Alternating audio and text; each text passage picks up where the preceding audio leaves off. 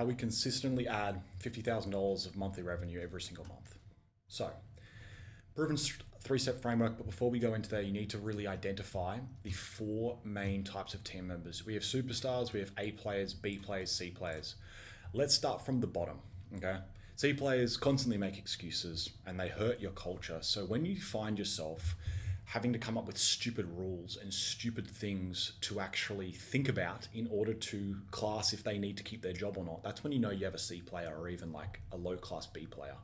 They don't meet targets, they make excuses on why, and they hurt culture. Basically, they're just going to push all the blame onto someone else, okay?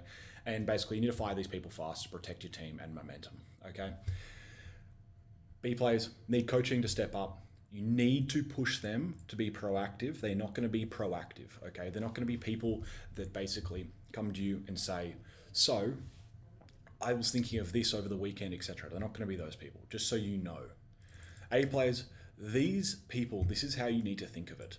A core A player is going to be someone who, if they had a team around them or whatever, they could run a seven-figure business by themselves, meaning they could probably get a company to $80,000, $90,000, $100,000 a month. That's the skill level they have.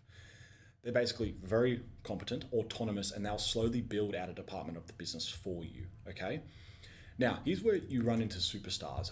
In my life, I've hired now over 250 people over the last 5.5 years.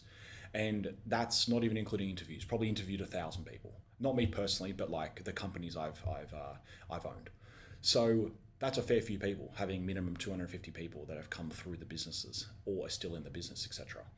And basically I've only run into less than a few like superstars, okay, in people that I've had, because there's a big differentiation. These are basically people who, with the right team, like, you know, they have the capability to be a CEO of an 8-figure business, okay? And you'll know literally week 1, week 2. The reason why is because you'll notice that you just don't have to do things anymore. And this doesn't mean you still don't train them. This just means that, trust me, they'll be ahead of the training, they'll review it and be ahead, already making decisions on it. And basically they create the system behind it and train the people on it, and you just don't have to worry. It's absolutely crazy. So how you do this is you find, again, moving on, the right people, prioritize obviously the people that are producing over helpers, so people that directly fit into roles, and then you need a structure on how you're actually going to bring these people on. So let's go over number 1, which is sourcing the right people, okay?